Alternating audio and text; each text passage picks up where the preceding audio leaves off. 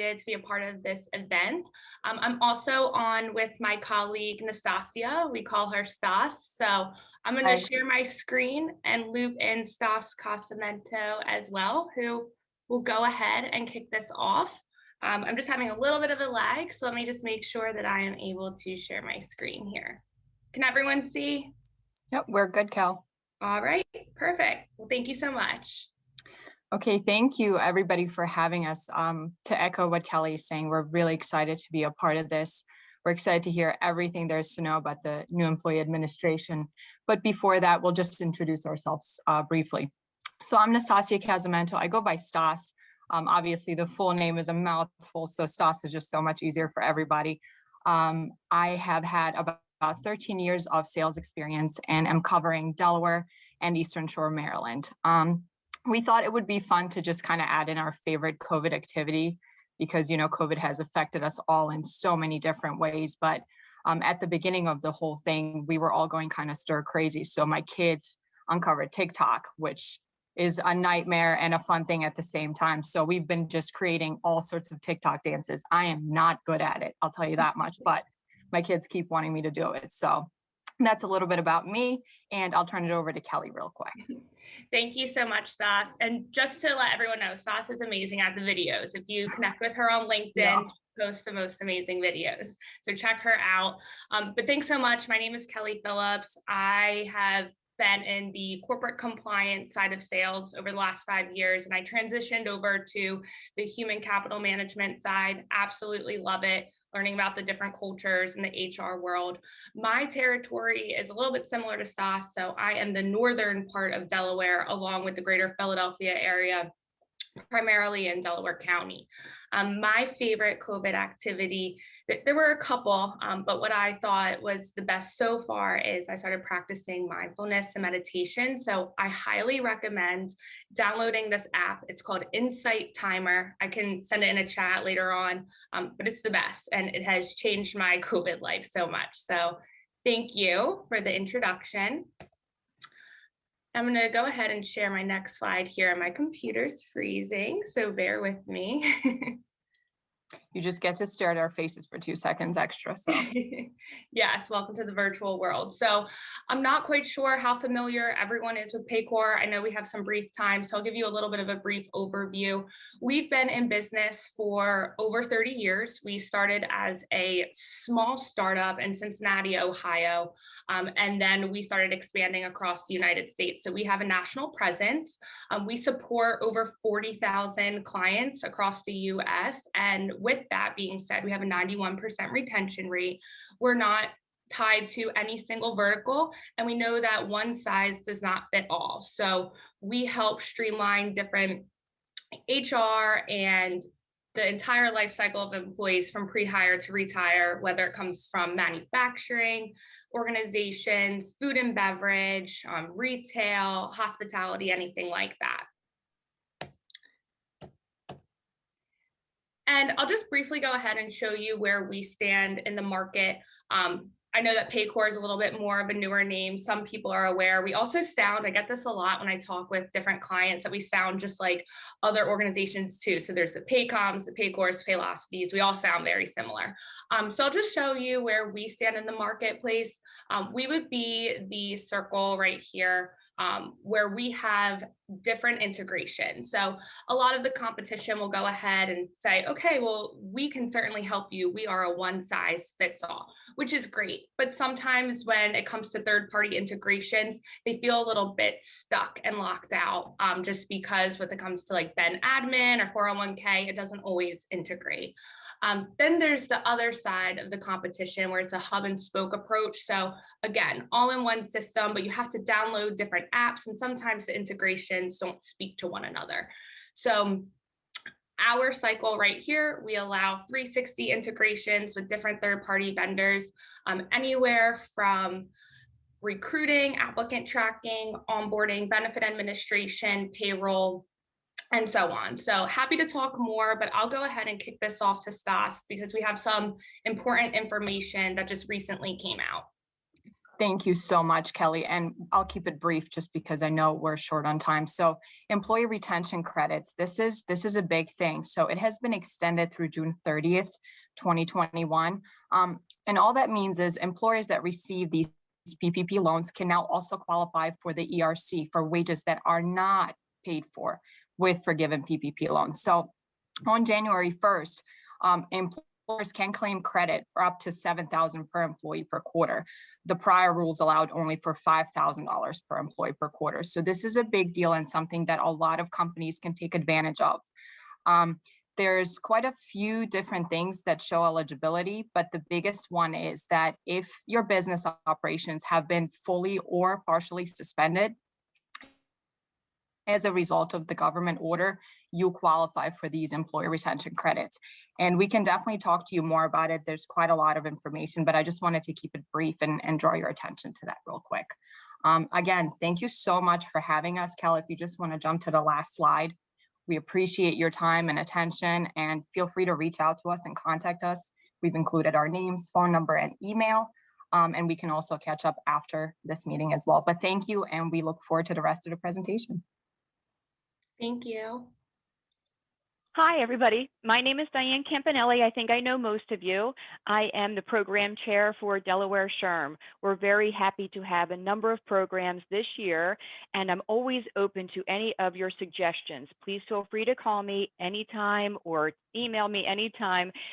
Email Emma at info@delawareshrm.org for any of your ideas. I'd be happy to go seek those speakers that you might be interested in hearing from to see if they will speak on behalf of our organization, providing you with the information that allows you to handle human resources as I do for my organization. Next month, on March 11th, we have higher education's impact on employment. We're going to have the president of Goldie Beacom speaking, Colleen Perry-Smith. We're going to have University of Delaware's Nathan Elton speaking for us, as well as Caitlin Brady speaking. She is from LeBeau Business School at Drexel University. This morning, we have the pleasure of having Kevin Fasic and Katherine Witherspoon Fry Witherspoon for us. I sat through the presentation that they're going to provide with us this morning and thought it provided fantastic information for me as an HR person, just like you. So I'd like to hand it over to them. Thank you all for joining us today. Again, feel free to reach out with any ideas you have.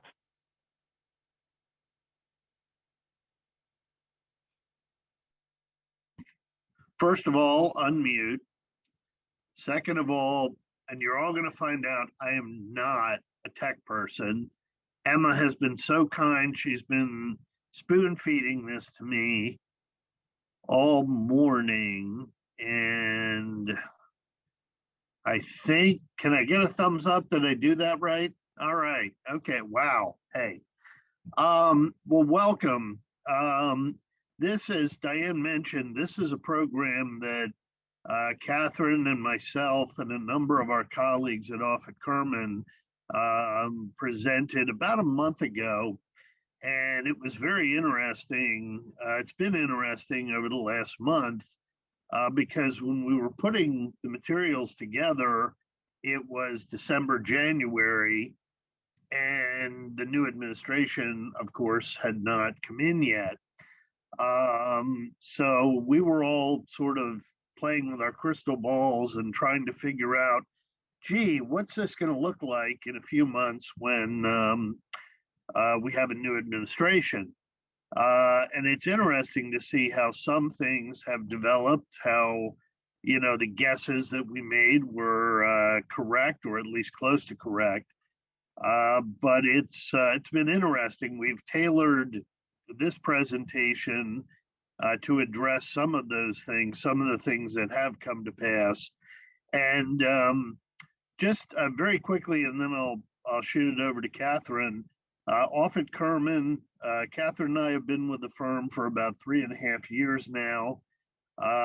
It is a Mid-Atlantic regional firm. We have offices from New York in the north to South Carolina. We just at the beginning of this year opened an office in South Carolina. we have about 240 to 250 attorneys, and our footprint is, or our focus is primarily mid-market businesses and the people who own and operate them, families of high wealth, things of that nature.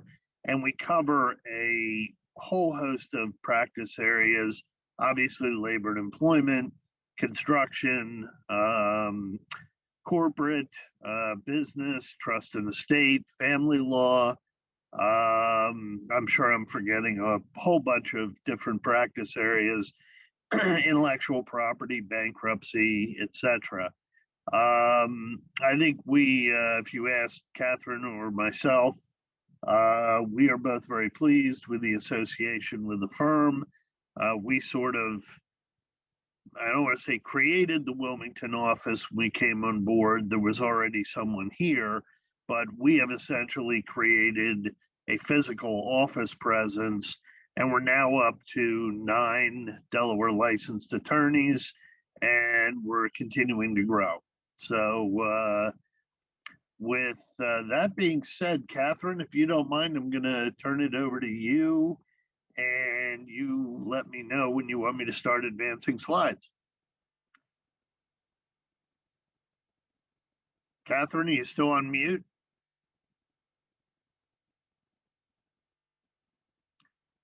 Okay.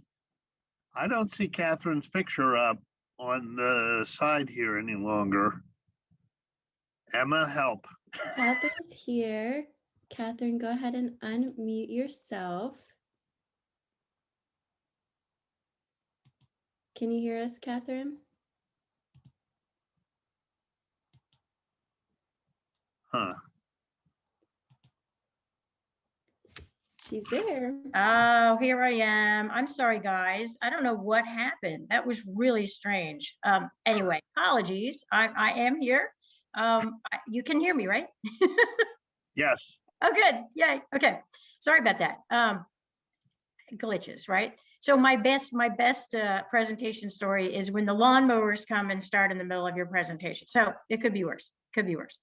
Yeah, happy to be here with Kevin. To be clear, we do help Pennsylvania corporations, Maryland corporations, although we're licensed in Delaware. I do a ton of work. Kevin does work in the other states. So happy to be here today and talk about what the new year and the new president mean for your workforce.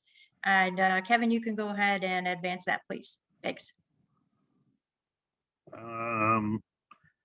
Okay.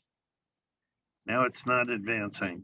Kevin, just go ahead and click anywhere. There we go. Welcome and agenda. The welcome and agenda screen is up, correct? Yes? All right. Katherine, it's all yours. All right, Katherine, is yours? I don't see it. I'm sorry. Let me just pull up mine. It's okay. I'll pull up my version of it and look at it. Okay. That's what I'll do. Kevin, go ahead know. and click stop share at the bottom so Katherine can share hers. It's right at the bottom. Same place. Wait, it's okay. I just stopped sharing. Great, perfect. Katherine, do you want to share yours? I'm trying. It's coming. Yeah. How are we? Are we good? Great. Okay. Perfect. Perfect. So sorry about the glitches, guys. We were okay in practice, but we're going to talk right now about the new year and the new president, what it means for your workforce, and hopefully everything else will run smoothly. Yeah, welcome and agenda. So we're going to talk about, first I'm going to talk about the paid sick and family leave and what's going on with that. There's been a change very recently, as everyone knows, and then there are a bunch of proposals outstanding. Then Kevin is going to cover independent contractors and what's going on with that. Very, very different stuff evolving. The Biden administration has already taken a lot of moves in the direction of everything we're going to talk about. Kevin's then going to talk about wage and hour issues and changes to NLRB enforcement.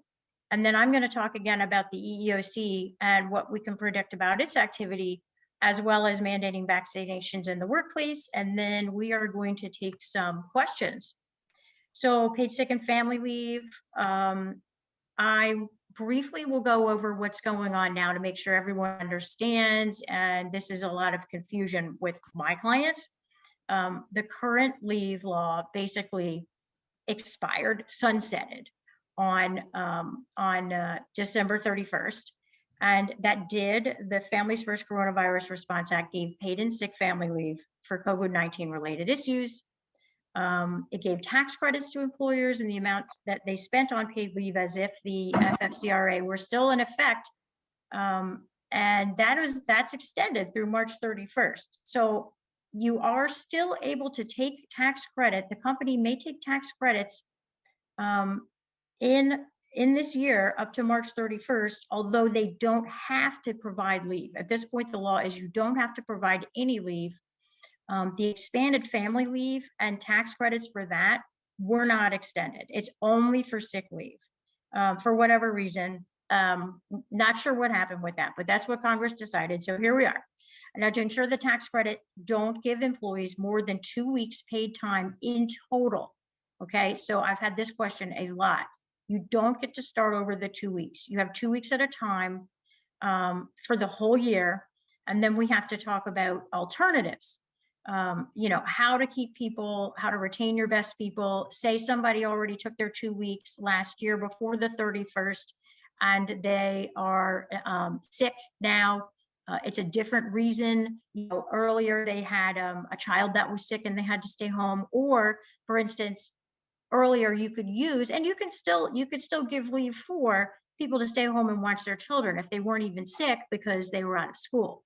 So at this point, we are able to give another 2 weeks only under other circumstances. You're not going to be able to take a credit for the second 2 weeks. You can certainly give paid leave if your company is willing to do that. That's great. But alternative leaves could be something I came up with was an alternative leave like an unpaid job protected leave for 2 weeks. It could even be longer. So this is completely within the company's discretion. And, that covers more reasons for leave than FMLA. That's going to cover your people who are watching children who aren't in school because of COVID closures, people who are quarantining but not sick, so that wouldn't qualify for FMLA leave, people who have to watch their children because they are quarantining, all of that. There's also, you don't have to do paperwork. If you don't want to, you can choose to do it the way the company prefers and have it less formal. So any questions about that, we will hold those and we'll talk about them at the end. But so what's going on now is that the Federal Family Act is reintroduced, and that provides paid sick leave. This was first introduced in 2013. This is a perennial place showing up here. This place of the Family Act is not new, but this has been an opportunity for people interested in it, mainly the Democratic Congress, to reintroduce it. And it provides paid leave of up to 66% of wages. It is capped at $1,000 a week for any of the reasons I've listed. So it's up to 12 weeks of leave. It doesn't have to do with COVID. It is paid. This is a huge change from FMLA, as everybody knows. It covers for the FMLA reasons. So it's your own illness, your pregnancy, and complications, illness related to pregnancy, childbirth or adoption, care for family members. And then, of course, we've got the military deployment stuff. Same stuff you're used to with FMLA as far as the reasons go and the length. But this also has no company size threshold. So we're not looking at 50 employees within 75 miles. We're looking at any company at all. This could be, a real problem for our clients.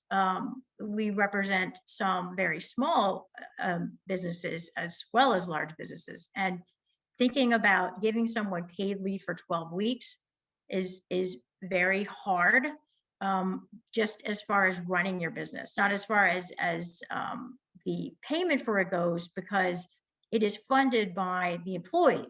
0.2%, or meaning 2 cents per $10 wages, go towards a fund which would pay for someone's leave if they need it. The employer also does have to make payroll contributions, but the total amount is not coming out of employers' pockets. However, I'm thinking about my school clients. I'm thinking about my daycare clients. I'm thinking about people who need boots on the ground, right? They have to have people in to run things because of their size or just because of the unique nature of their business. And so that's going to be really interesting if this goes through. But you should know this is out there. It's for part-time and self-employed people are also covered. It does provide clarity and consistency to companies. It brings it in line with other highly developed economies over in the world. There are very few highly developed economies like ours that don't have paid sick leave on a federal level. And then, as I discussed before, the cons would be the additional cost of productivity, the payroll contributions the company has to make. So we'll see. I mean, and if this is passed, then rewriting the company policies, it's going to be your first order of business. It's going to be obviously something you're going to have to put in right away. So follow the news because this is a rapidly evolving situation. So then, in addition to that, the Biden administration has made a proposal for paid sick leave specifically for COVID reasons. And that would provide paid leave up to $1,400 a week, which is $280 a day. That is less than what was previously provided, but this is a much longer scope. So it's not limited to 2 weeks. It's going to be up to 14 weeks, depending on the reason. So very, very comprehensive. As far as the length of time, that is a lot of money. Americans earning up to $73,000 a year would receive full pay under this plan. Every company has to provide the leave. It's not limited to employers under 500. It does apply to full-time and part-time employees, as the FFCRA did. It also covers some healthcare providers and government workers, so it's more inclusive than FFCRA emergency paid sick leave. And it is, again, this is a really good idea that it's paid by payroll tax credits to the companies. Therefore, the companies aren't out of pocket for all the money up front. This would be a serious problem if you had to make payroll every 2 weeks and you did not have the tax credit to make up for that. And if your company's not doing that, check with your accountant. I was kind of assuming in the beginning of the presentation that people were taking the credits or continuing to take the credits. If they're not doing that, call your friendly Paycor people and say, hey, how do we do this? I'm sure they're set up to make that happen.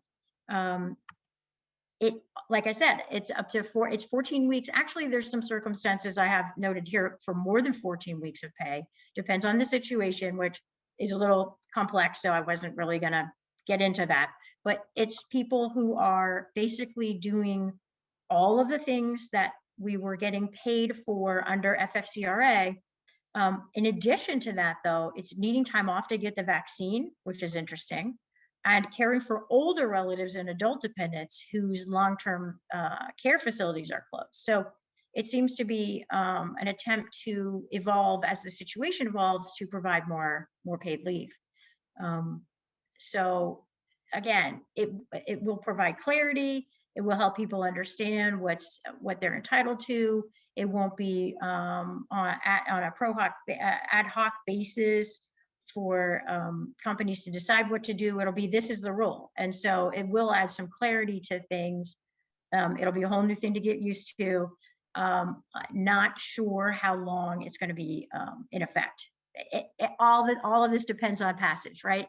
This is part of the very, very big passage law that is being attempted. The passage of the law that's being attempted, the Biden proposal. It's huge. It's over $1 trillion. So we'll see. We'll see what happens. Now, there is some good public policy to advise along these lines. It is Interesting to know that the National Women's Law Center has done data analysis on this and reports that in December 2020, women lost 156,000 jobs, but men gave 16,000 jobs. And that's mostly because women are the caretakers. They're the caregivers for their families, not only just for their children, but also for their older family members. And they're shouldering those responsibilities, largely childcare, but also the elderly as well. And another very important public policy reason behind the proposal is that studies show paid leave slows virus spread. And according to one study, there are 400 fewer confirmed cases per day per state after the FFCRA became effective. And we know that's because people don't want to lose pay. They will show up. Oh, I'm only a little sick. It's no big deal. They'll work through it. They won't get tested because they're afraid of losing their jobs. Whereas the FFCRA and the new proposal would be job protective and paid. So that's a good public policy reason to pass something like this. So for now, you want to, very importantly, properly determine in which states your employees work. Okay, you have to think about people working now at home, online. If you don't have a work at home policy, a telecommuting policy in your policy handbook from prior years, maybe it wasn't very important or you didn't have anyone working that way. It's very important now to do that. We've got to get people in line working at home to people working in offices. There are workers' comp implications for people working at home. Believe it or not, I've looked into this quite a bit. Someone trips over a cord next to their desk or something happens as far as electrical hazards. I've even seen a case where someone tripped over their dog and they were taking a coffee break, but because the coffee break was during work hours, they successfully claimed for workers' comp. You need to cover this in your policies, guys. You need to have a safety checklist. Contact me if you want a safety checklist. My information is at the end of the presentation. I'll be happy to help you with that. But backing up, properly determine in which states they're working. Okay, the state they're working in, the laws that apply are the states where they're sitting. Okay, at home or at office. So then ensure your policies are compliant with the COVID-19 requirements. You're going to have to cross-reference state and local laws and ordinances. And I've become an expert at this. This is what our companies call, who have, literally employees in 30 states, 35 states. And then I do the analysis of all the states, and that is really fun. And don't forget, Philadelphia, New York, some of the larger cities have ordinances. DC has some serious ordinances. If anybody's aware of that or doing business in DC, they'll know what I mean. There's a lot of stuff for COVID. You can streamline to have one policy that meets the most beneficial law for employees. But if you have a state or a municipality like New York or DC, you're probably not going to want to do that. You're probably going to want to do at least a few analyses and then have an addendum that covers the states that have more than you're willing to grant all your employees. So consider doing the extended FFCRA, the eligible leave, continue to receive the tax credit for now. This is for now, right? Watch the news. If employees used all their leave, consider, like I said, an unpaid job protected leave for the reasons that they would have received leave under FFCRA, or if you're feeling it, if it's making sense to management, have them do for the reasons that the new Biden proposal has. So getting the vaccine, watching elderly people, those things would be included. So Kevin, I'm going to turn it over to you to talk about your independent contractors versus employees, new rules in an uncertain future. Terrific. The only catch here, I am viewing your screen. So can I rely on you to move the screens for Kevin, me? you can always rely on me. Just give me the prompt. I know.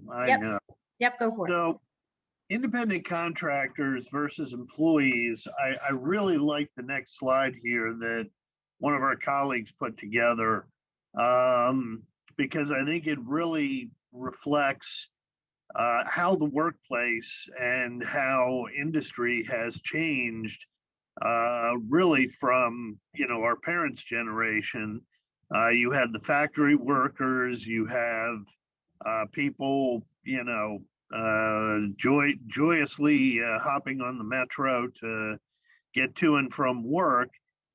And the way things are now, we've seen a sea change of people working independently, working from home, and things like Uber, Lyft, DoorDash, all sorts of new entities and ways of working that are popping up. And we're basically going on rules for independent contractor versus employees that they applied very well to, if you're working on the factory floor, chances are you're probably an employee. To, hey, if I get in an Uber, is this person employed by Uber? The DoorDash person, who employs them? If they slip and fall, where do they get their workers' comp from? Next slide, please. So the current status, the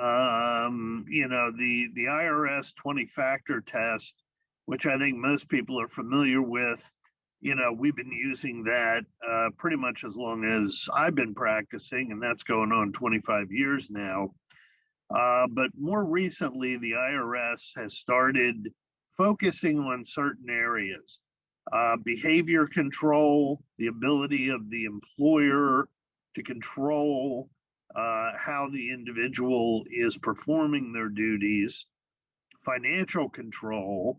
Does the independent contractor really have independent financial control over their own operations?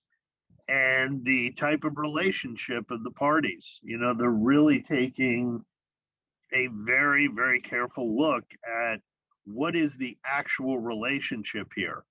And, what I try to represent a lot of folks in the construction industry. And one of the things that I always try to explain to people is, if the guy is wearing your t-shirt and he's using your tools and he's performing the work that you're telling him to do when you tell him to do it, chances are that guy's probably going to be an employee. Now, the materials here say Maryland ABC test, which is very similar to Delaware's. Delaware has a Workplace Fraud Act, which currently applies solely to the construction industry. But stay tuned, about 10 years ago when that statute was passed, some individual down in legislative halls said, yeah, it's construction now, but when is it going to expand to include other industries? And the first line here, an employee is presumed to be an employee unless, and I think that is what I've noticed in enforcement actions. The default for the regulator community is that the individual is an employee unless you, the employer, can demonstrate, no, they are truly an independent contractor. Because using independent contractors allows you to avoid payroll taxes, unemployment, workers' comp, etc. The regulator attitude, if you will, is, well, we're going to presume that they're an employee unless you can demonstrate that they are in fact an independent contractor. The first one here, individual is free from direction and control. I'm hiring somebody to paint my house. I want my house painted blue. I'd like it painted by the end of the month. Go to it. I don't control the means and methods. I don't control how the person paints my house. All I've said is I want it done by a certain time. Well, that person's an independent contractor. If, however, you are, the more direction and control that you are placing on that individual, the more they're going to look like an employee. B, the individual customarily is engaged in an independent business of the same nature as that involved in the work. While not completely dispositive, you want to make sure that your independent contractor has an independent business. Are they set up as a corporation, as an LLC? Do they pay their own taxes? If they have people working for them, are they paying for payroll taxes, unemployment, workers' comp for those workers? Are you truly dealing with someone who is an independent business or trade? And one of the things that I always try to encourage is, do not have a captive independent contractor, someone who just performs work for you. You want to make sure that the more work, the more independence that independent contractor has to be performing work for other people, the less they are going to look like an employee. You know, if they're doing work for you this week, but they're over here on a job doing something for somebody else next week, and they don't work for you again for a couple of months, well, that's going to look a little bit more like an independent contractor. Now, the last one here, this is one that caused all kinds of consternation in Delaware. Work is outside of the usual course of business of the person for whom it is performed, or it's performed outside of any place of business of the person for whom it is performed. The Delaware regulators for quite a few years were interpreting this to mean that an electrician could not legitimately sub work out to another electrician, because after all, they're in the same trade. That there was a legislative fix to that, where Delaware is creating a contractor registry, and if you're on the registry, you're going to be presumed to be independent. But of course, just at the time they were supposed to be setting that up, we had this COVID thing hit, so that is pushed back. Fair Labor Standards Act, this gives a list of factors that the Supreme Court has historically considered significant. Extent to which services are integral to the principal's business, permanency of the relationship, contractors' investment in their own facilities and equipment, nature and degree of control. Gee, control just came up again.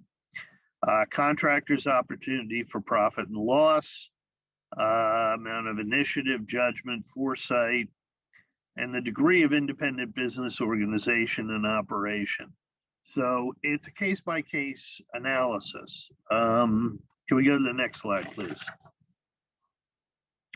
So the consequences, if you have someone that you are considering an independent contractor and the government decides, oh no, they're an employee, that's what we had an expression for that in the service that I won't share with the audience, but it was an O moment.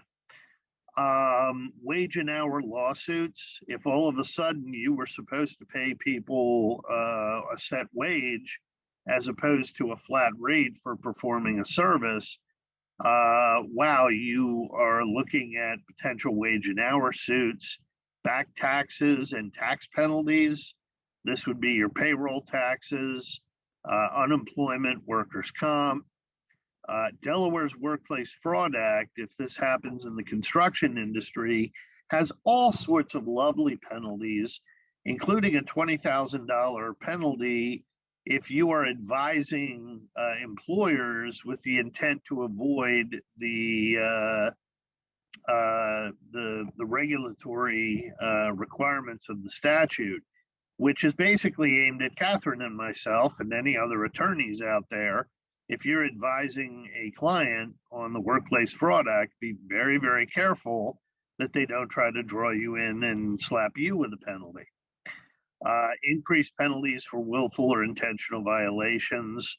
That's pretty much the standard. If you get on their radar and you stay on their radar for various issues, those penalties are just going to continue to increase.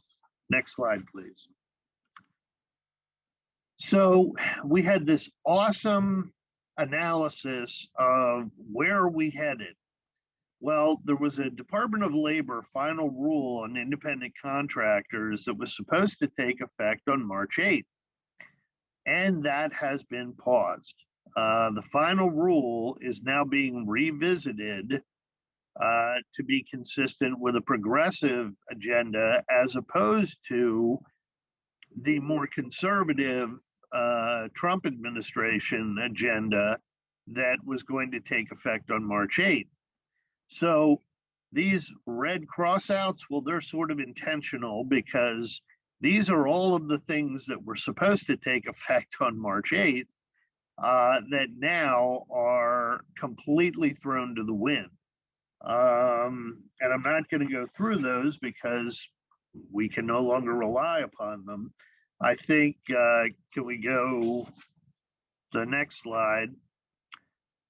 What I think is going to happen here is with the current administration, you are going to see a tendency to consider more people employees as opposed to independent contractors.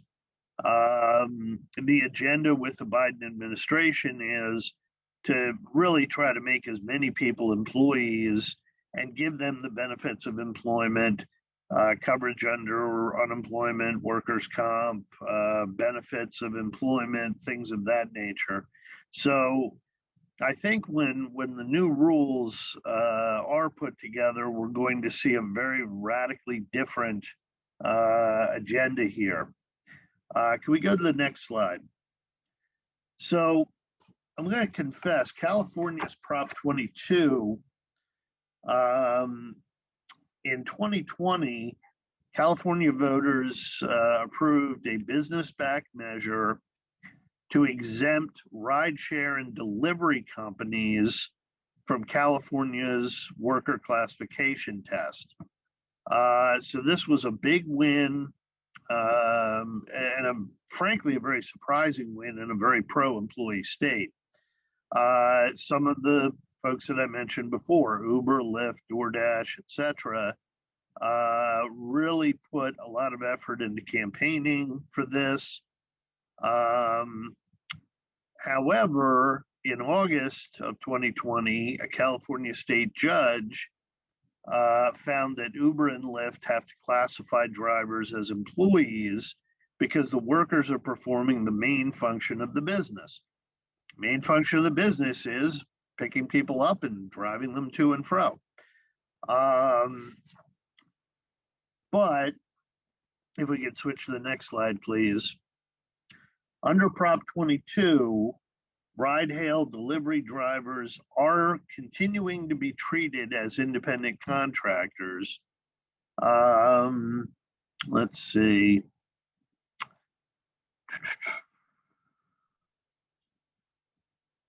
So the compromise here, because these companies have such a huge fleet of workers, is to provide certain benefits that would normally be reserved for employees without triggering employee status.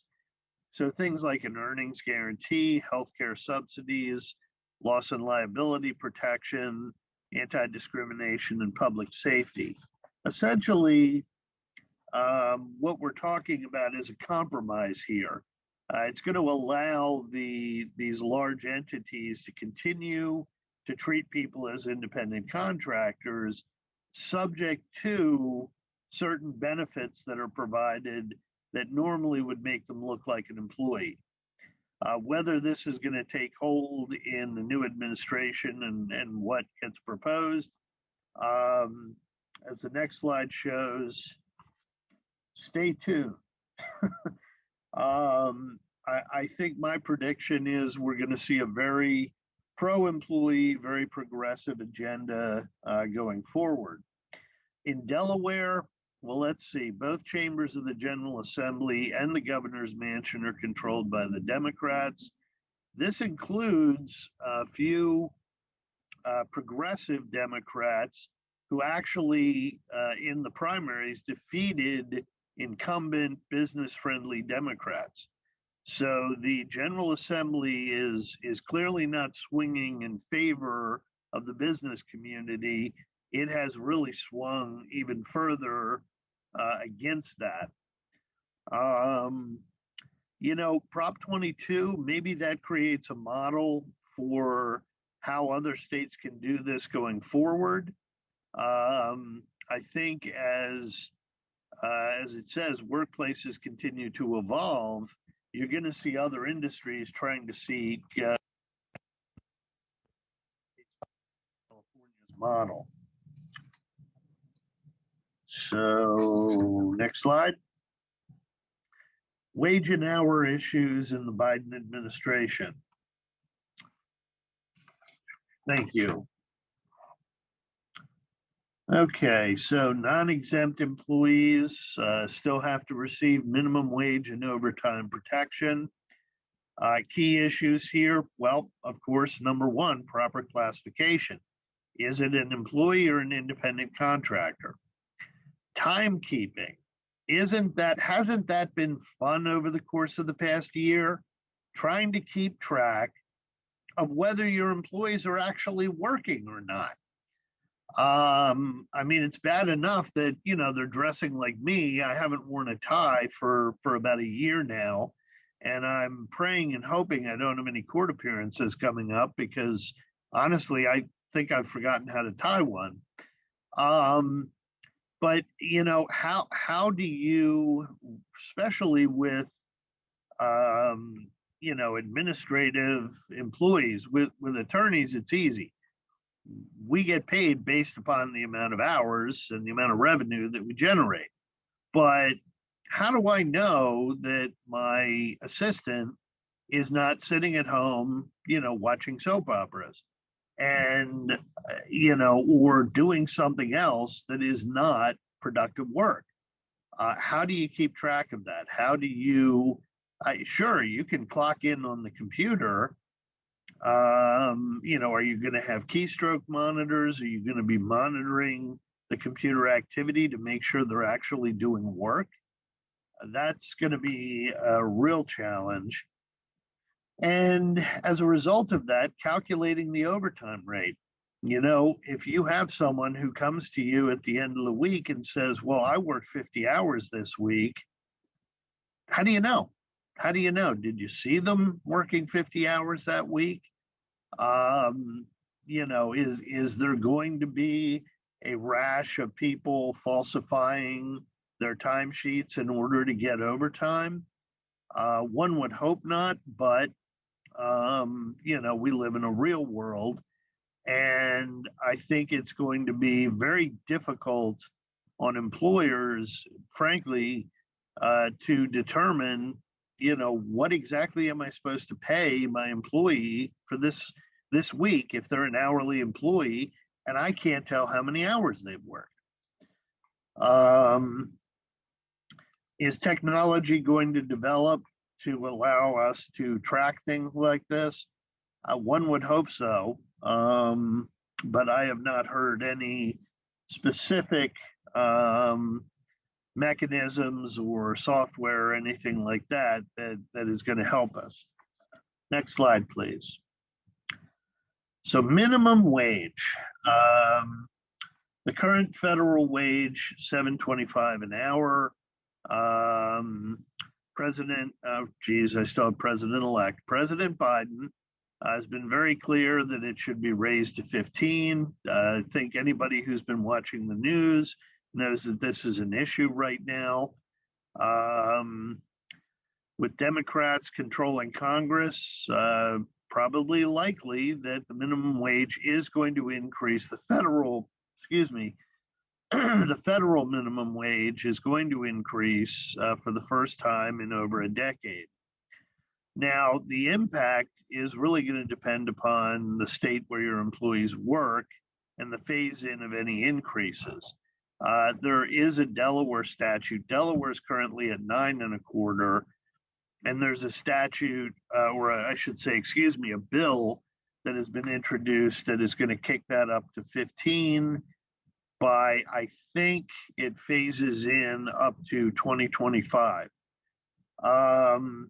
So, you know, get ready to enjoy your $7.50 Big Mac and, you know, paying more for just about everything.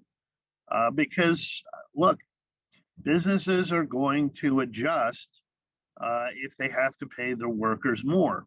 How many people have gone into a McDonald's? Well, pre-COVID, how many people had gone into McDonald's and discovered that they have these nifty kiosks where you can order your food, go up to the counter, get a ticket or a little plastic doohickey, and go sit at your table and somebody brings your food to you. Well, that's kind of a radical shift for a fast food establishment.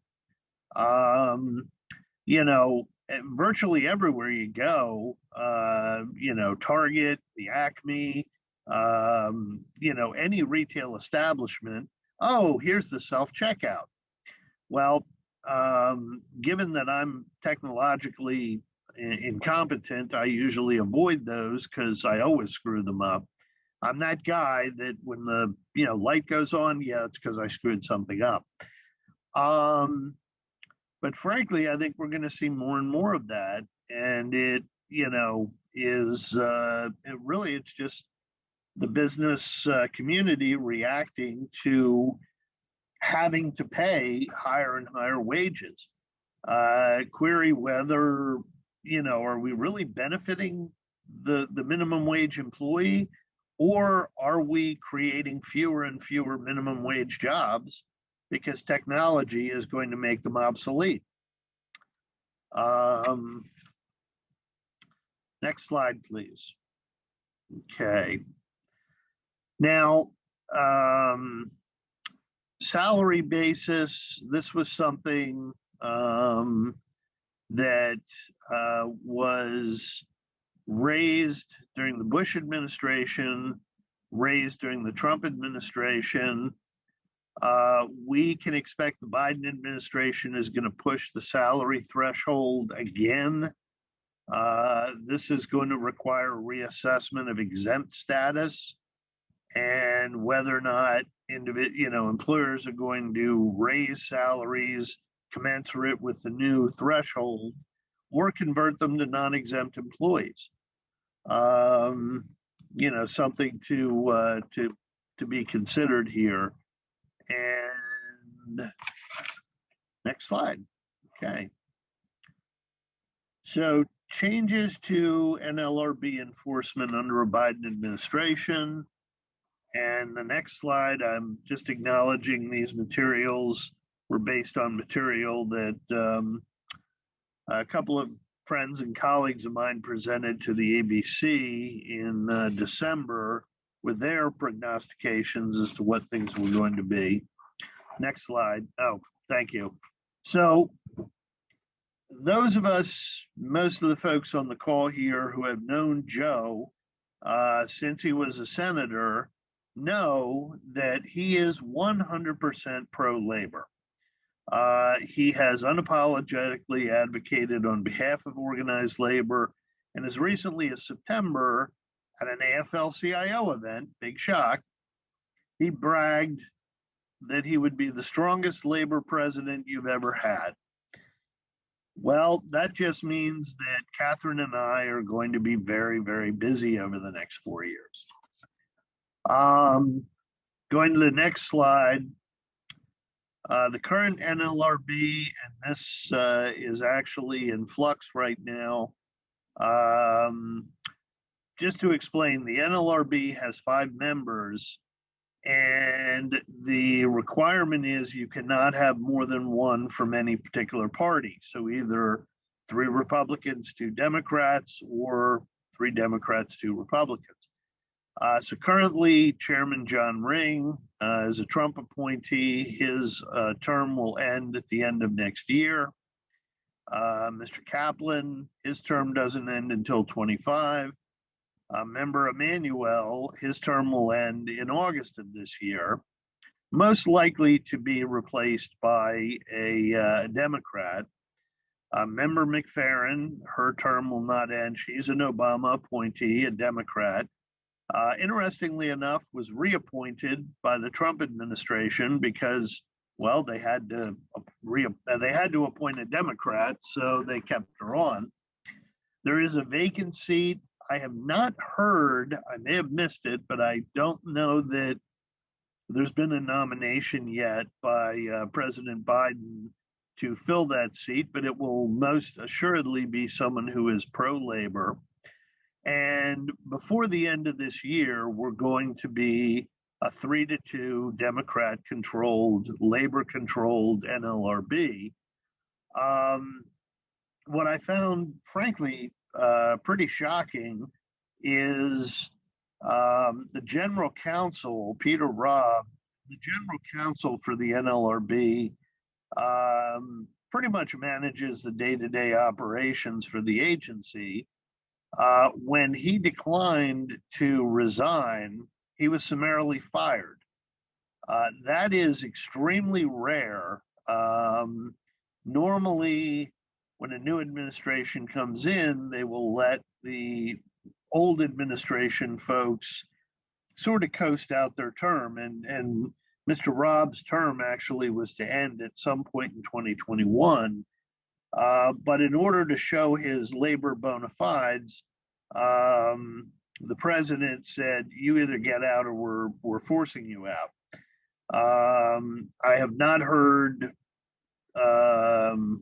word on a replacement, but you can be assured that it will be someone who is a very pro-labor appointee.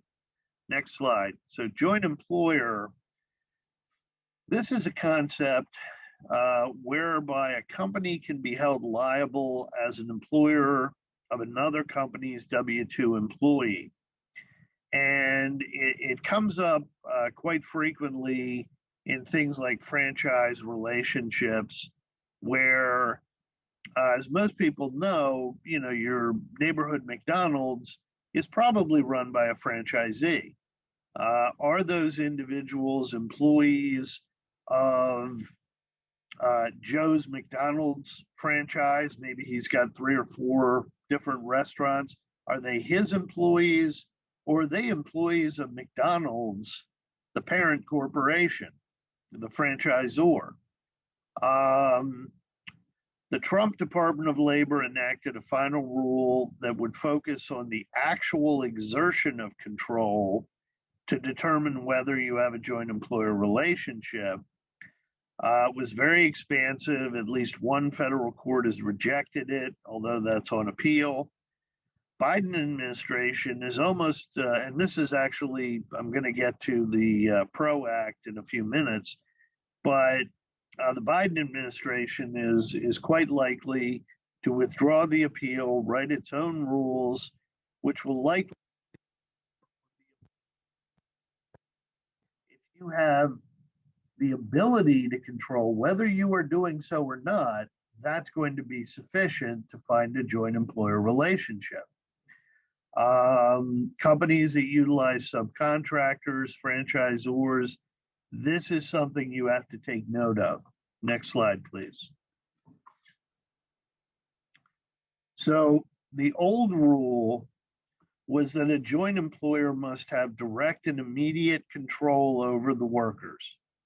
In 2015, the Browning-Ferris Nlrb case, the mere right to exert indirect or potential control was sufficient.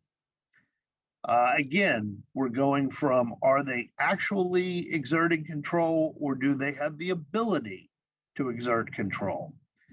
The response, of course, 2015 was under the Obama administration. The rule that was put in place under the Trump administration returned to the old rule, defined essential terms of employment, and required substantial, direct, and immediate control in order to find a joint employer relationship.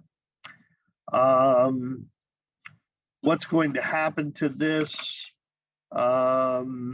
with the new administration? Essentially, what the PRO Act is going to do is codify the Browning-Ferris standard that the mere ability to exert control is going to be sufficient. Next slide, please. So the consequences of this in a unionized workforce, joint employer, that upstream employer is going to have to participate in collective bargaining over essential terms and conditions of employment for the downstream employer's workforce. Picketing that would otherwise be considered an unlawful secondary boycott is going to become primary and lawful if those individuals are picketing the joint employer upstream. It's also going to mean joint and several liability for unfair labor practices. If your subcontractor commits an unfair labor practice, you as that upstream employer, if you're determined to be a joint employer, you'll have joint and several liability, despite the fact that you may have had nothing to do with the unfair labor practice. So yeah, it's very fair. Turning to election rules, most folks will recall that when President Obama came in, there was a lot of talk about EFCA, the Employee Free Choice Act. Many of those provisions were, while EFCA did not pass, many of those provisions were able to work their way into the National Labor Relations Board regulations and practices. Things like ambush or quickie elections that are held within 10 calendar days after a petition is filed.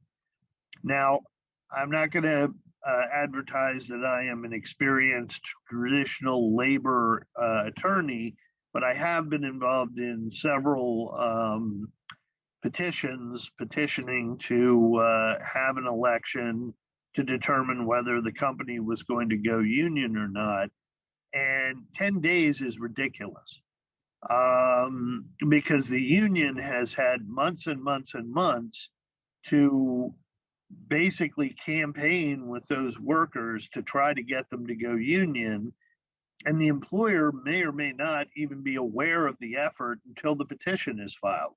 So, okay, here you go. You've got 10 to 20 days to try to convince your workers why having a union would not be the best possible thing.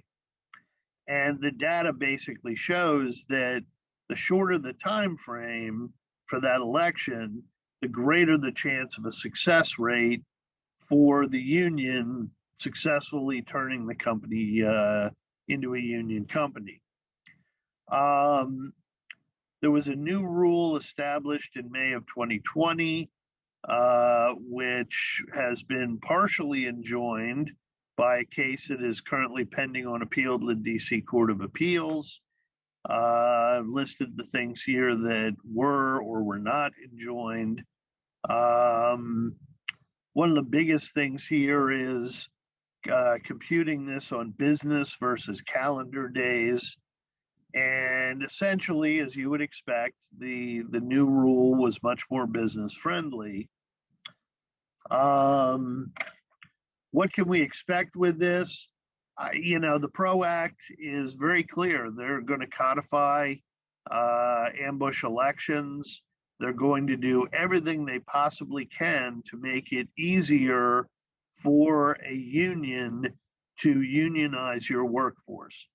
Whether whether the workers really want it or not, things like card check for elections. Card check is essentially if enough workers sign a card that say, yeah, I want to go union, they won't even have an election. They'll say, well, we have a majority here who signed cards.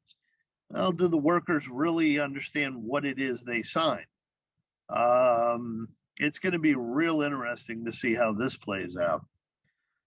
Jumping to the next slide, employer property rights. The rule under the Obama administration is employees can use your email to organize and discuss terms and conditions of employment. That was the Purple Communications decision, was overturned in 2019 by Caesars Entertainment to say that employers can restrict the right to use the email so long as it doesn't discriminate against the union or protected concerted activity by employees. And an exception exists where email is the only reasonable means of communication, which is sort of unlikely in the age of social media. This is more than likely going to be switched back to the Purple Communications standard. And if employees want to use the company email to organize, well, they're going to have the ability to do it. Next slide here. Definition of protected concerted activity. The prior standard under the Obama administration, if employees were talking together in a group, that speech, whatever they were talking about, is protected. Management couldn't go in, hey, what are you guys talking about? Okay, that was prohibited. Even abusive or offensive statements were protected unless that was the sole motivation for disciplinary action. If someone used abusive speech and they were disciplined for it, as long as they were being treated the same as other employees, that discipline would be okay. The Allstate case, group setting discussions and language are not inherently protected concerted activity. That was a Trump administration decision. And under Right Line, the initial burden was placed on the NLRB's general counsel to show that protected concerted activity motivated discipline, and then the burden would shift to the employer to show that it would take the same action absent protected concerted activity. Again, what can we expect here? It's going to swing back, and employees are going to be protected whenever they are engaged in activity amongst themselves. Next slide, please. Handbook policies. This was a real sort of kick in the stomach for folks like Katherine and myself, who frequently will work with employers to revise or update their handbooks or address specific policies. In 2017, the Boeing decision, Trump administration decision, ambiguities in a employee handbook will no longer be construed against the drafter, i.e. the employer. General handbook provisions will not be interpreted to ban all conceivable activities. Rules would have to still be facially neutral and neutral as applied. General Counsel Robb in the Boeing case set forth certain categories of activity, one being generally lawful. If you have a policy that says employees have to behave civilly in the workplace, well, that's generally lawful. Individual scrutiny, which relies upon context, things like using the employer's name in a communication, to downright unlawful, prohibiting discussion about pay, terms and conditions, prohibiting voting on matters pertaining to the employer. Next slide, please. One of my favorites, the Persuader Rule, which was aimed directly at us. This requires employers who seek advice from outside consultants, not just attorneys, have to report certain information related to the consulting to the government. This was held to be unlawful and unconstitutional and was rescinded because it impinged upon the attorney-client privilege and would have required disclosure of confidential information. Currently, only direct activity between consultants and employees is reportable. I think we can expect more action on the Persuader Rule. It is something that, it really curtails the ability of the employer to get advice on how they should manage a situation involving a union. Next slide, please. So the Protecting Right to Organize Act, the PRO Act, this bill actually passed the U.S. House of Representatives in February of 2020. Because we have a new administration, a new Congress, it has been reintroduced. And I should note there are some aspects that could be achieved through executive order. So what's it going to do? It's going to overturn right to work laws in 27 states. Laws that say you don't have to join the union to work here are going to become unlawful. Would allow card check in lieu of actual elections, reclassify many independent contractors of employees. As I mentioned, it would codify the Browning-Ferris joint employer standard, would codify ambush elections, allow private causes of action for an unfair labor charge, and add penalties, of course, would allow secondary boycott, and would expand the Persuader Rule reporting requirements. And next slide, please. In the union setting, it's going to remove the right to oppose an election petition, increase penalties, encourage card check versus an actual election. Several other things here. It's and in the non-union setting, which I'm guessing a lot of folks here are in, it's going to expand the joint employer rule, classification of employees versus independent contractor, narrows the definition of who is considered a supervisor, eliminate class action suits, allowing private causes of action, and creating new whistleblower claims. Next slide, please. So in a nutshell, this is organized labor's wish list for the past 20 years. Currently, there's a lot of negotiation going on about the PRO Act. Is it going to survive as is?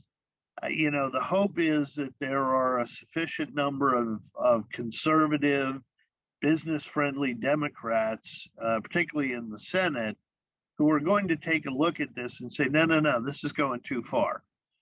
Do I think the PRO Act is ultimately going to pass? I think it will, but I think it's going to be watered down. We can only hope that the watering down makes it something that is at least palatable for us to deal with, at least until there is a change in administration. Like I said, if the business-friendly D's consider it a bridge too far, then we may be in luck. However, individual states may very well take up and pass some versions of the PRO Act if it doesn't get through Congress down in DC. Delaware has already started to, take some action. I'm hearing rumors of various things from the PRO Act that may get through. A couple of years ago, they passed a statute in Delaware that basically would prohibit individual municipalities from passing their own right to work laws. So even if we don't get it on the federal side, there's a good chance that individual states are going to fill in the gap, so to speak. And with that, I'm going to shut my mouth and I'm going to turn this back over to Katherine, and it is all yours. Thanks, Kevin. I appreciate the vote of confidence. We're going to talk about EEOC activity. And Diane, how are we on time? I think we have an 11 o'clock close, so we are at 10:19. Gotcha. Questions would be good. I think most people really get a lot out of questions like you and I have talked about before. So maybe another 20, 25 minutes would be great. Thank you so Gotcha. much. Yeah, of course. I just want to make sure that we do. I also would like some time for questions, and I just want to make sure we can stay on schedule. It's really helpful to have a little interaction. I prefer that. I actually like speaking live a lot more than I like speaking online, but that's okay. People can raise their hands and just be more interactive with that. But you know, we're dealing. So I wanted to talk a little bit about what we can predict from the EEOC over the next several years. Interestingly, the EEOC's activity was high in fiscal year 2020. The figures are that $535.4 million were collected for discrimination victims.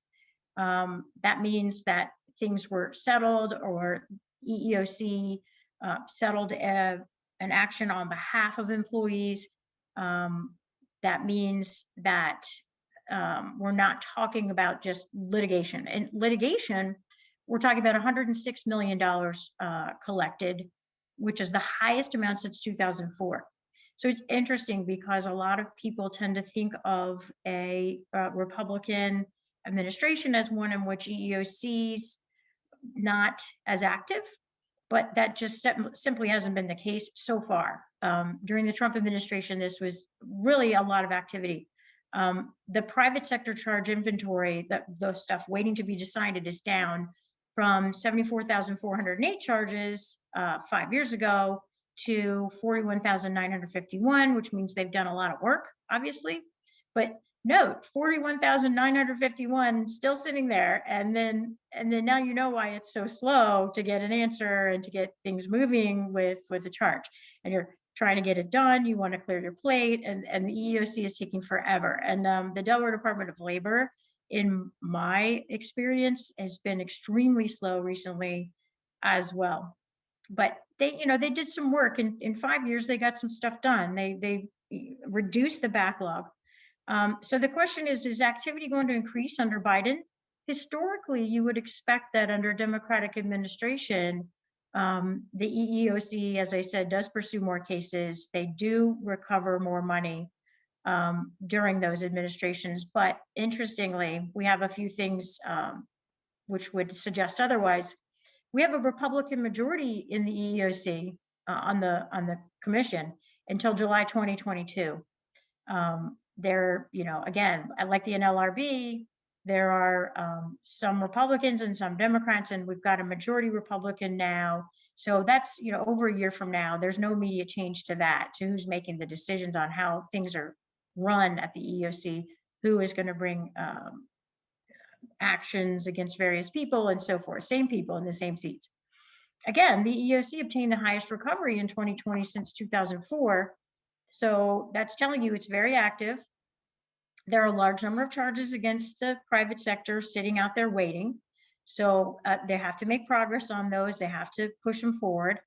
And then, as probably everyone knows, there was a very important Supreme Court decision, 3 decisions consolidated under one name, the Bostock decision, which expanded definitions of sex as a protected class under Title VII. And that was interesting. That happened in June, despite a majority of Republican appointed justices. So it's interesting, just because Donald Trump appointed a justice does not mean that Donald Trump is going to get them to say everything he wants them to say. It was really surprising to some people, but it was a 6-3 decision. And so there were conservative justices on the side of the 6, obviously. And those people, the rationale was very interesting and comports with past actions of those types of justices. Basically, very common sense. If the word is sex, discriminated on the basis of sex, and the point being made by Judge Posner, who was a very influential jurist in the 7th Circuit in Chicago, that when he heard a case like this, he said, well, hey, if you're going to discriminate against a man because he's married to a man, and you wouldn't discriminate against a woman because she's married to a man, then that's on the basis of sex. And so therefore, sexual orientation should be considered sex for the purposes of discrimination or Title VII. Same with gender orientation or identity, rather. It's based on sex.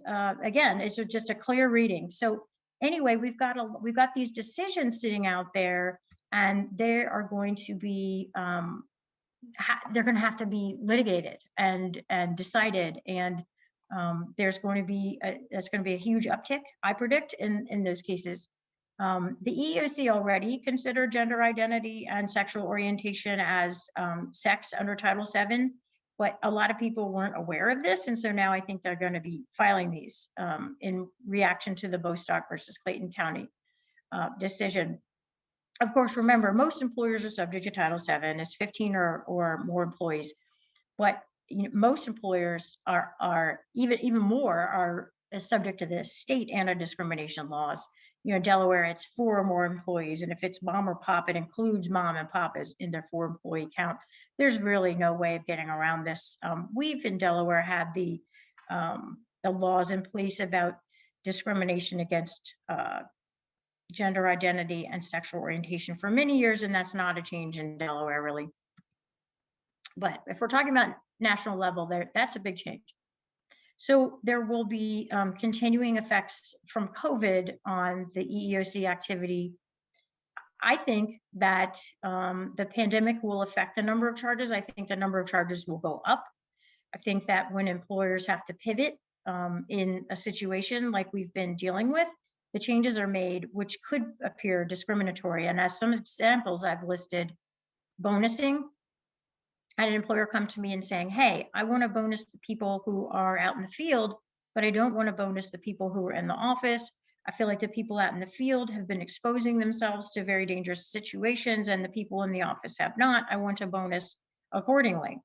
I then said, well, just making sure, are we equal in sex as far as who's working in the office and who's working in the field? And the client said, well, as a matter of fact, we have a lot more people in the field who are male and a lot more people in the office who are female. And I said, we need to think about that. We need to just carefully think about that, whether it appears discriminatory. People think this, and people are very insecure about their jobs right now and about being treated right, and very sensitive to that. So that's one example of something that needs to be carefully considered before doing. Vaccination policies can appear discriminatory. Again, of course, based on religion, based on your disabilities. I'm going to talk a little bit more about that next. The failure to make reasonable accommodations other than not requiring vaccinations, that's a good example. And then a perception that people are picking and choosing who gets to pay, who gets sick leave, whether paid or unpaid, who gets FMLA, that kind of thing. Again, the sensitivity level is up with our employees, and we have had to make a lot of changes to things. And I feel like that's going to raise the number of charges. So what should employers take? You should update your policies, number one, right? Clearly communicate to everyone they can't take adverse employment action against people or people who are applying based on those bases talked about in Bostock. So you have to educate them. You can do anti-harassment training. Make sure that's definitely part of your training, that you're going to talk about gender identity and sexual orientation in your training. Update your manuals, promptly investigate and remedy your complaints, because you need to present the defense that the employer acted to eliminate the discrimination. You need to have quickly, you need to have this in place in your policies so that you have more than one person to refer these complaints. You don't want the whole, well, I only had my supervisor to complain to, and he was the one doing it. He was the one discriminating against me. You want lots and lots of avenues in which people can complain, not just to HR. Well, HR doesn't like me and we have a history, and that, no, you need to be able to go past that and then promptly investigate them, do a good job, a thorough job, so that you've set up the defense for the company. And be consistent, which is what I talked about on the last slide. And be thoughtful about your layoffs, your leaves, vaccination policies, bonusing, raises, those kind of things that have come to the forefront because of the pandemic. Now, like I said, I'm going to talk a little bit about vaccinations and what's allowed and what isn't allowed. And this is a huge topic of conversation among my clients. So hopefully some of this is helpful to you. So the EEOC, speaking of the devil, has said that employers can create a mandatory vaccination policy to require employees to get a COVID-19 vaccine. It does have to be available. You can't require people at the moment who are under 65 to get a vaccination, right? That's just not happening in Delaware. It's not happening in any state of which I'm aware. Maybe Rhode Island because it's so tiny, but I could be totally wrong. I'm making that up. We can't say you have to take something that is an FDA approved. Even emergency certification is okay, but it's got to have some kind of certification from FDA. If something else comes on the market and you say, oh, well, we don't have enough supply and we should have people just go ahead and we should encourage people to go ahead and take that, even though it's not approved, bad idea. Hopefully nobody's even thinking about that. But if people refuse to take the vaccine, absent a legitimate disability or religious accommodation issue, then those employees can be told to stay home. You cannot work in the office. They can be terminated too. This is a big decision, however. There has to be a formal documented policy. I think there should be a formal documented policy about vaccinations, and you can make a general policy about vaccinations and put that in your policy handbook, and then it can be used again. And you say, hey, the reason we're doing this policy is because we want to protect the workforce. We want to protect our customers. If we become that place, the only place on the street that isn't vaccinating our people, do customers decline to come in? Do they pick the rival company, the restaurant where everyone is vaccinated? That's important. I think there should be a policy. It should clearly explain how people can get exceptions and the basis of the exceptions, how to approach management about exceptions, and so forth. So under the Americans with Disabilities Act, as we all know, the mandate is that an individual shall not pose a direct threat to the health or safety of people in the workplace. However, there are the American with Disabilities Act issues. An issue could arise where you're trying to require employees to be vaccinated if the failure to be vaccinated poses a threat to the individual, coworkers, or customers and vendors. So I have some healthcare providers as clients, and that has been a problem. If you are treating people who are vulnerable medically, there's a big push in the medical community to get all of their employees vaccinated, and that does make sense. If you're in close contact with someone, you're examining them, and they're immunocompromised or something similar, then does that pose a direct threat to the health or safety of the people in the workplace? And do you actually have to consider, if they can't do their job in the workplace, and they can't do it at home, letting them go? Again, be careful about discriminatory action, things that appear to be discriminatory. Certainly don't pick and choose. I don't really like that person. Try to be as objective as possible, but it is, you can do that if it's actually something that the company feels very strongly about. Katherine? Yes. I have a question. Yeah. So are you suggesting that employers can in fact let clients, customers, vendors know that their staff is in fact vaccinated or not? Is that something you can share as an employer with your clients, customers, vendors? I do think so. It's not private health information to say that someone is vaccinated. You're allowed to ask your employees yourself, are you vaccinated? And I'm going to address that a little bit in a little bit more detail.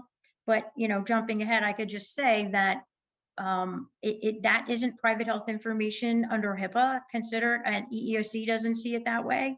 So it seems to me, that's a great question, Diane. I haven't had that question before, but it seems to me that you could access, you could actually advertise that, hey, we're all vaccinated. Why not?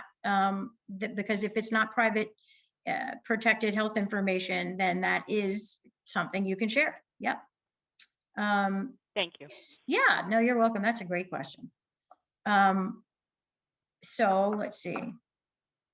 So let's assess the direct threat. As I was talking about, we are dealing with people who are running clinics and people who are running practices and so forth. So it has to be an individualized assessment in each case. The duration of the risk, and how long is this going to go on? How long is this going to endanger people who are coming consistently to my workplace? The nature and severity of the potential harm, that weighs obviously heavily in favor of asking for vaccines. Everyone knows how deadly the virus is and how likely it is to get people really sick. What's the likelihood of the potential harm? Are your workers in very close contact with people? Either they're not paying attention to your direction, or are they, is it unavoidable? For instance, your dentist, right? Your hygienist, they have to be close to you for a extended period of time. And then the imminence of the potential harm. If the case rates are really high, then of course that's more imminent harm. So if there's a direct threat that can't be reduced to an acceptable level, then you can exclude the employee from physically entering the workplace. If, like I said, if they can only do the job at the workplace, then you can terminate them. This had better be very well documented. This is where the whole mantra about document comes in. You better write it down. You better have great documentation on this. Yes, we did interact with this employee. Yes, we did explore all the possibilities. Yes, we did consider their medical documentation. We went to a case, Kevin and I had a case in the United States Supreme Court in 2019. It finally ended up in the United States Supreme Court after a long battle. We had an employee who, at the time we represented employees, we don't anymore, but we used to take some employee cases, and our employee had been let go in 2014. And no, I lied, 2012. And so as you can see, this is a super expensive, long process because we didn't end up in the United States Supreme Court until 2019, 7 years later. But basically the case hinged upon the fact that the HR professional did not interact with the employee and said, smoking gun email, I'm not going to talk about this with you. There's nothing wrong with you. Just do your job. Just go do your job. And really didn't sit down with the employee, didn't email and exchange more than just that. No conversations with medical providers, looked at documentation and then dismissed it. Well, that's not legit. That's not real. It was a psych eval. And, oh, well, that's not a doctor, et cetera. Be very careful about that. Be very, very careful about being sure you're really interacting, because that's something you've got to do. You've got to do. It's super important. She was, in part so angry about that it pushed things forward. And you do not want the expense of a 7-year litigation, trust me. It did end that, just to finish the story, it did end that the Supreme Court refused to accept the petition for certiorari, so they didn't hear the case. And I had this vision of Ruth Bader Ginsburg, because she was alive then, sitting at the table, discussing our case. The justices discuss every case in conference and saying, guys, we have too much to consider with Donald Trump. We don't have time for this. I really, there's a lot going on. We just don't want to do this. So visualization sometimes works. I'm here to testify. But moving on to the exceptions to the vaccine mandate, we're talking about a disability or sincerely held religious belief. Okay, so it's not, well, I don't believe in vaccinations. I think they're bad for me medically. It has to be, an allergy to an ingredient. It has to be the doctor advising that it's not a good idea. It threatens the health of the person to take it. It can't be, well, I've read a lot about this vaccine and I don't think it's a good one. It has to be someone who, for instance, is a Jehovah's Witness and they never take vaccines. It's that kind of thing. If the employee requests an exemption, then they have to pose a direct threat, do significant risk of substantial harm to the health, as we said, in order to exclude them. You've got to engage, as I said, I jumped ahead. You've got to engage in your interactive process. You need to make sure it's all covered. You need to make sure that's all documented, and showing that there should be or shouldn't be an accommodation. I'd also document it if you do give the accommodation. You don't want people coming back afterward and saying, well, you didn't make people vaccinate and that made me sick. You know, probably covered by workers' comp, and Lions could be a good resource to talk to about workers' comp and whether that would be, they think it would be covered. I have not seen a lot of cases. I haven't seen any cases in Delaware on whether becoming sick from COVID is covered by workers' comp. What our board would do with that here in Delaware. I do know, and you know, Diane knows quite a bit about OSHA, that OSHA says that it's a, you know, an occupational disease. It's something that is related to work and has to be reported. If it does happen the person is hospitalized, there are a lot of OSHA regs on that, interestingly. So be sure to document the whole thing, just in case. You never know. There are large suits against Walmart and Amazon and other companies pending, which deal with that. So document regardless, either way. So if they can work remotely, even in a reduced capacity, reduced hours, that could be an option. You could also give them unpaid leave. You know, if you really love the employee and you really want to keep them on, and you're like, hey, I'll give you a job protected unpaid leave, you could do that if the condition is something that's chronic. Also, as we get to the end of this, please let us get to the end of this. And it looks like things will be in shorter duration. Things are going way down. It's not as dangerous. Well, then, you know, have them come back with the full PPE again, the masking, the distancing, the whole thing. That's a possibility. Document all your efforts. So an employer is also required to accommodate someone who has a sincere religious belief, unless doing so is an undue hardship for the employer. So it's easier to deny someone an accommodation based on religious belief than it is to do so for a disability. The undue hardship differs. It's less stringent than ADA. So the employer only has to show that allowing the person not to get vaccinated is more than a de minimis cost or burden. It's very, very low. I'm really recommending that people strongly recommend getting the vaccine. We have to talk about incentives. That's sort of another subject, and being careful not to incentivize some people and not other people, or giving too much incentivization that the people with a disability feel they're being discriminated against. So you don't want to give people, you know, raises or large bonuses or something that looks like wages and employment related for getting the vaccine, if you're being cautious about people thinking that it looks like you're favoring them. And it's an adverse employment action not to give them the bonus, like I was talking about before, based on sex. Is this now an adverse employment action not to give a bonus to someone because they didn't vaccinate, because they were disabled, have a disability under the ADA, or have a religious belief, a sincerely held religious belief? So careful with that. And this is what Diane had posed. It involves what she posed. It's, can an employer ask an employee for proof of receipt? You can do that, but be careful not to ask follow-up questions, because if you say, well, why didn't you? Then that could elicit disabilities. If the person didn't ask you for an accommodation, then you have no business asking them about if they have a disability or not. And if it's appropriate, tell them, don't provide me anything. I don't want to know. Just don't go there. If you need an accommodation, I'm open to discussion, you know. And sometimes, of course, someone's going to blurt something out, and then just try not to go down that road and say, well, are you requesting an accommodation? And then let's have an interactive process. Let's discuss it, what you're, you know, that kind of thing. And then if they say yes, then you can talk about the reasons that they might need that accommodation.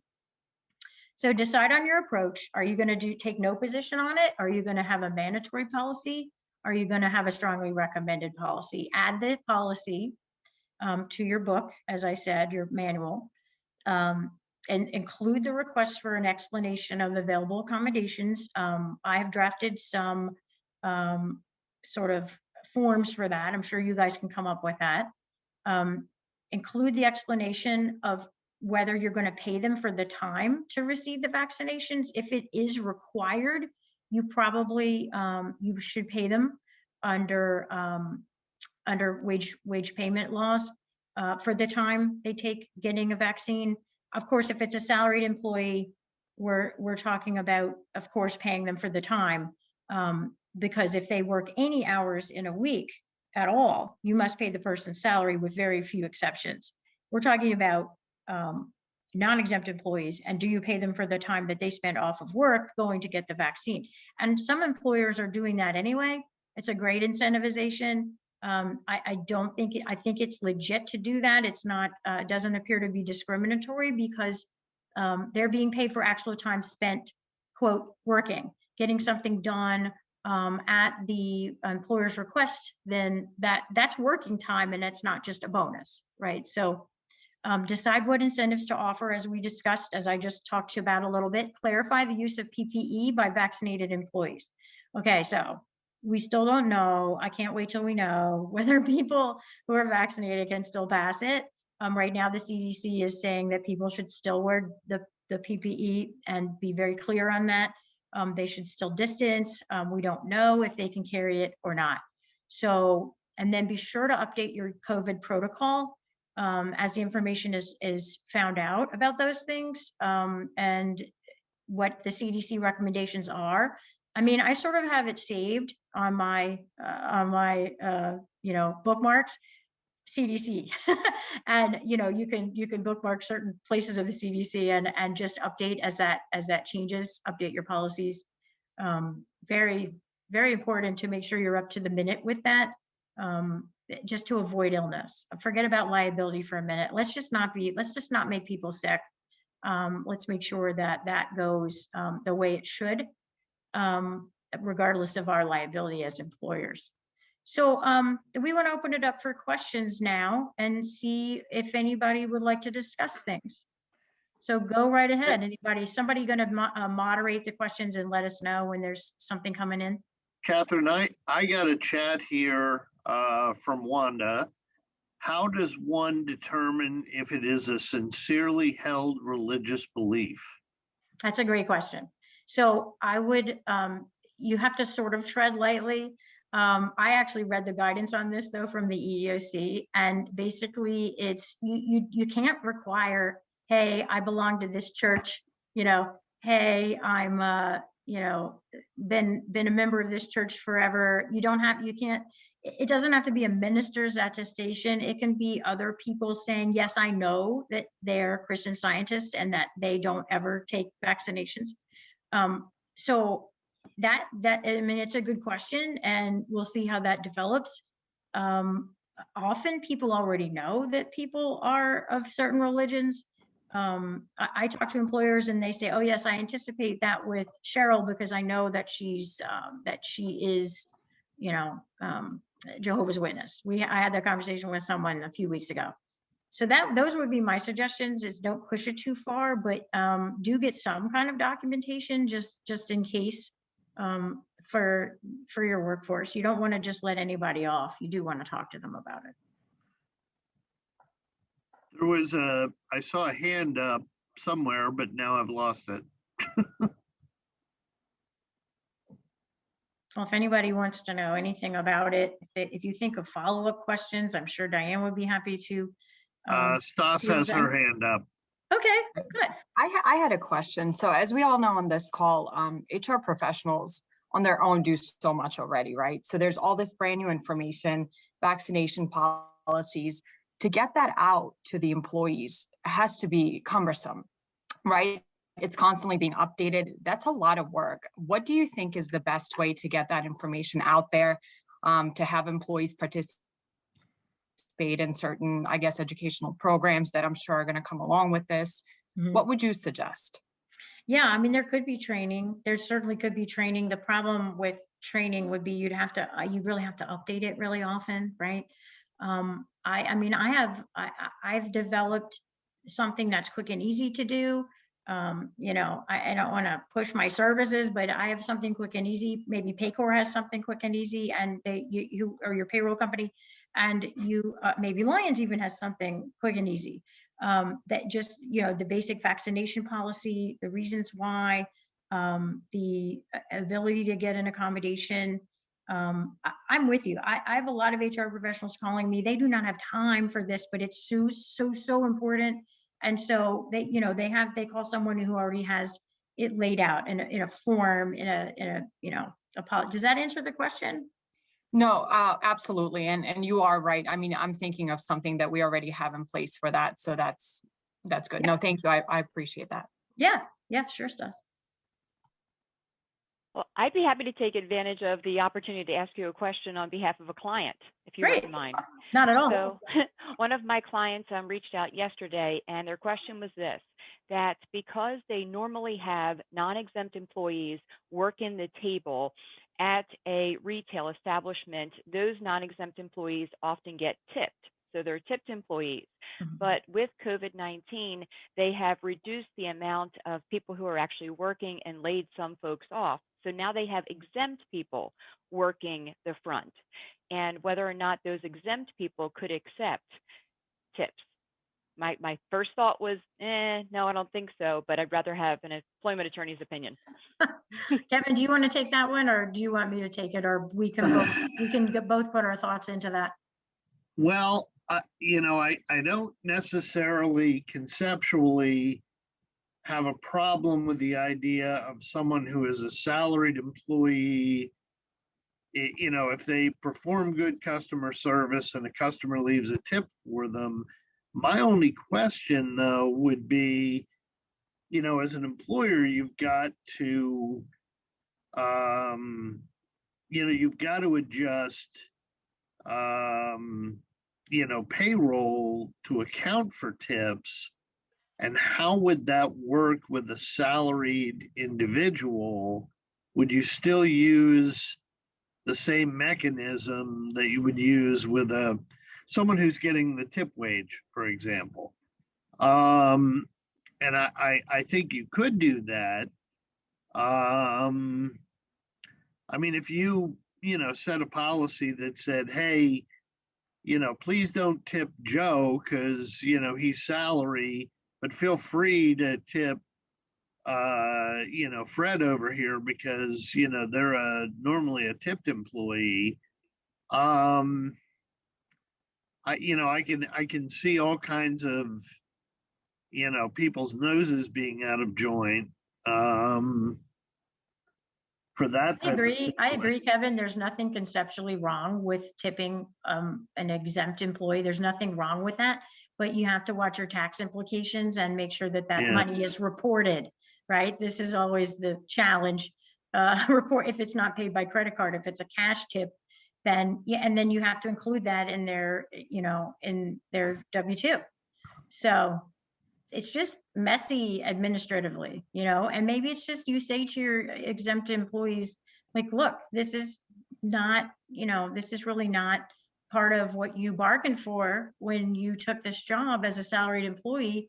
And, you know, if someone does give a tip, would you, I don't know, even appeal to their humanity, would you be willing to give it to somebody else? I mean, you know, it's tricky. It's either that or you have to report it on your taxes and then see how people feel about it. But, you know, are they just going to pocket it too if it's cash? They may well and just not tell the employer at all. And we can't do anything about that, right? Interesting question, Diane. Like I said, things have pivoted so much that there are all these new questions, right? My fear was that anytime I take an exempt employee and I put them into a position where they're acting as a non-exempt employee, am I eventually going to have the argument, well, then I'm a non-exempt employee who wants to get paid on an hourly basis. Frank Ingram, I can see your smile, and I love your opinion. You know I would.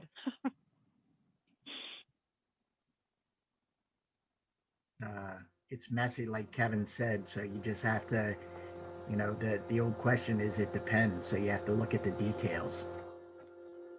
Good answer. It depends. Good answer.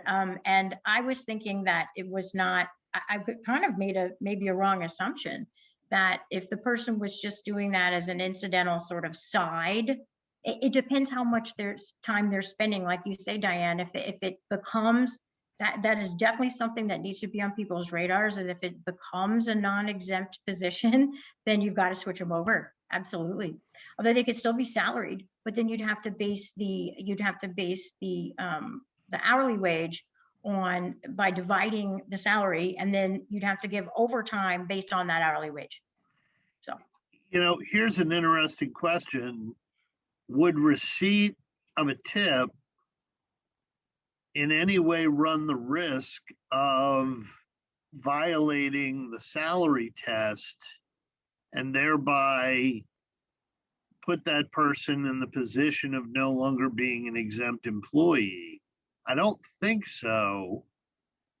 But conceptually, I'm trying to think about that. I mean, if you're tracking the tips they receive, I don't think that it would. I don't think it would adversely affect the salary test.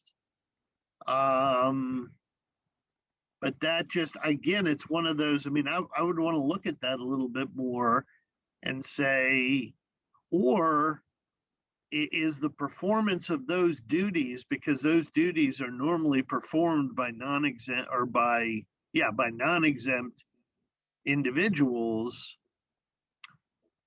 would there be something in the duties test that would change the individual from exempt to non-exempt status? That opens a hell of a can of worms. I like really the idea. Diane. I like the idea with Diane, what you shared is, and Katherine and Kevin, that if you have advanced communication dialogue with the employee, and Right. if any tips are generated, this is where we're going to donate them, and then that way it just like squashes everything. That's my opinion. Yeah, that's why I said that. I mean, it's kind of like it's appeal to humanity. These people have been laid off. Let's figure out some charity to donate. I love that. Yeah. On the slides, I think, Diane, what we'll do is put together a block of the slides as a PDF, because our firm did copyright them. So what I will try to do in between everything else that I have to do today is to take the presentation, convert it to a PDF, and I'll send it to you. And then, Okay. Feel free to disseminate that to anyone who, has an interest. I've watermarked it. I've PDF'd it. I'll send it back to you for approval. And if that works for you, this is my world. Great. Thank you. You just made my life so much easier. Yep. Thank you so much for everybody joining us today. Really appreciate it. Kevin and Katherine, if you'd like to give out your email address, that would be wonderful if people can't already get it from your website. Kelly and Stas, thanks so much for sponsoring our presentation today. And I know that you'll be doing it again for us 2 more times this year. All 4 of you, anybody want to talk? Actually, if you get a set of the slides, the very last slide has both Katherine and my email and phone number. So get the slides and you'll have our contact info. And, thank you for the opportunity. These are always fun, although I agree with Katherine. These are much more fun when it's in person. Because technology, technology. I want to say that I post a ton of stuff on LinkedIn. I was told after my LinkedIn report for 2020 that I had posted 62 times. And so I also repost things from my colleagues. I don't write every single thing. If you want to follow me on LinkedIn at Katherine-Witherspoon-Fry, then you will get all my updates. Or if you want to email me, look at the presentation, and I'll put you on a list I have of clients and contacts that I send out frequent stuff just to update you. So thank you so much for letting us speak. We really appreciate it. Yes, thank you. I know that I learned a lot, so I'm excited to join these upcoming events as well. It's really nice to network, even if we're just talking to one another and keeping in touch. It's really nice to learn something new, especially during this virtual setting. Absolutely, I couldn't agree more. This was excellent, excellent on all levels. Thank you. Thank you. Don't forget to join us next month, March 11th. It'll be from 8:30 to 10 o'clock. And again, it's higher education and its impact on employers. Many of us are hearing that enrollment numbers are down. First thought process is that means we're going to have less graduates. Let's find out if that information is true from the experts in the field. Again, Colleen Perry-Smith, president of Goldie Beacom, Nathan Elton, University of Delaware, and Caitlin Brady, who's down at Lebow for Drexel University. Thanks, everyone. I'm Diane Campanelli. Thank you all. Thank you. Take care. Thanks. Thank you.